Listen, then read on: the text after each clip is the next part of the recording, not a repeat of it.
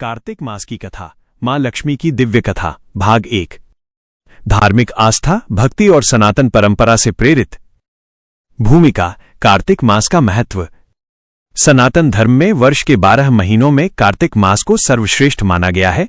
ये मास धर्म, दान, स्नान, व्रत, दीपदान और भक्ति का महीना है। शास्त्रों में कहा गया है, कार्तिकम नाम मासोलियम सर्व पाप प्रणाशनः, अर्थात कार्तिक मास सभी पापों का नाश करने वाला है। इस मास में भगवान विष्णु और माता लक्ष्मी की विशेष पूजा होती है। यह महीना दीपदान, तुलसी पूजन, ब्रह्म मुहूर्त स्नान, दान पुण्य और उपवास का होता है। कहते हैं इस महीने में स्वयं लक्ष्मी जी पृथ्वी पर आती हैं और जो व्यक्ति श्रद्धा भक्ति से उनकी आराधना करता है उसके घर में सदा धन, सुख, समृद्धि और शांति का वास होता है। कथा का आरंभ। ब्रह्मलोक में संवाद। एक समय की बात है, सृष्टि के आदिकाल में ब्रह्मा जी ने अपने मन में विचार किया कि संसार में मनुष्यों को धर्म और अर्थ दोनों की प्राप्ति कैसे हो। वे भगवान विष्णु के धाम वैकुंठ में पहुंचे और बोले, हे जगतपालक विष्णु, हे श्रीहरि, आप सर्वज्ञ हैं। मनुष्य जब अधर्म में लिप्त हो जाता है तब उसकी जीवन यात्रा कठिन हो जाती है। कृपया कोई ऐसा व्रत या मास बताइए जिससे मनुष्य को मोक्ष, धन और लक्ष्मी की कृपा सहज ही प्राप्त हो सके। भगवान विष्णु मुस्कुराए और बोले, हे ब्रह्मदेव, ऐसा एक महीना है जो सब महीनों का राजा है, कार्तिक मास।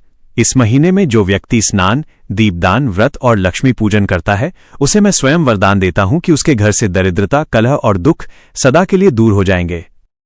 मां लक्ष्मी का अवतरण।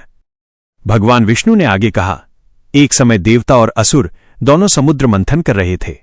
जब मंथन हुआ तो सबसे पहले श्री लक्ष्मी देवी प्रकट हुईं। वे अत्यंत सुंदर, तेजस्विनी और करुणामयी थीं। उनके हाथ में कमल का फूल था जिससे उनका नाम कमला पड़ा। सभी देवता और ऋषिगण जय जय लक्ष्मी माता कहकर उनका स्तवन करने लगे। जब लक्ष्मी जी ने विष्णु भगवान को देखा तो उन्होंने अपने कमल से पुष्प वर्षा की और कहा, हे प्रभु, मैं सदा आपके साथ रहूंगी। जहां आपका स्मरण होगा वहां मेरा वास होगा और जहां लोग आपकी पूजा के साथ दीपदान करेंगे वहां मैं स्थायी रूप से निवास करूंगी। भगवान विष्णु ने कहा, हे प्रिय, कार्तिक मास में जब भक्त दीप जलाएंगे, स्नान करेंगे और तुलसी दल चढ़ाएंगे तब तुम वहां साक्षात प्रकट होकर उन्हें धन और समृद्धि प्रदान करना। राजा और दरिद्र ब्राह्मण की कथा। एक समय अवंती नगरी में राजा चंद्रकेतु राज्य करते थे। उनके राज्य में एक गरीब ब्राह्मण श्रीधर रहता था। वह अत्यंत गरीब था किंतु धर्मनिष्ठ और ईश्वर भक्त था। उसके घर में लक्ष्मी पूजन के लिए दीपक जलाने तक का तेल नहीं होता था। फिर भी वो भगवान विष्णु का नाम लेकर प्रसन्न रहता। एक दिन राजा चंद्रकेतु ने कार्तिक पूर्णिमा के अवसर पर विशाल दीपमाला का आयोजन किया। पूरे नगर में दीप जल उठे। मंदिरों, नदियों और घरों में प्रकाश फैल गया। ब्राह्मण श्रीधर के मन में आया, काश मैं भी लक्ष्मी माता के लिए दीप जला पाता। उसने अपनी पत्नी से कहा, देवी, हमारे पास कुछ नहीं है लेकिन फिर भी मैं इस शुभ अवसर पर एक दीप अवश्य जलाऊंगा। पत्नी बोली, हमारे पास घी नहीं है तो क्या मिट्टी का दीपक बनाकर उसमें पानी और थोड़ी सूखी रुई डाल दीजिए। भावना शुद्ध हो तो माता अवश्य प्रसन्न होती है। ब्राह्मण ने वैसा ही किया। उसने मिट्टी का दीप बनाया, उसमें पानी डाला, रुई की बत्ती रखी और भगवान विष्णु व लक्ष्मी जी का नाम लेकर दीप प्रज्वलित किया।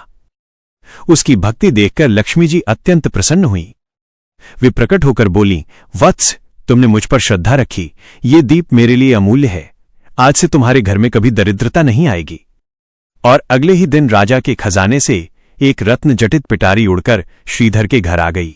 सब लोग आश्चर्यचकित रह गए। राजा को स्वप्न में लक्ष्मी जी ने कहा, वो रत्न पिटारी तुम्हारे नहीं, मेरे प्रिय भक्त श्रीधर की है, उसे वहां रहने दो। कथा का अर्थ और महिमा। ये कथा बताती है कि कार्तिक मास में श्रद्धा ही सबसे बड़ा साधन है। धन से नहीं, भावना और निष्ठा से लक्ष्मी माता प्रसन्न होती हैं।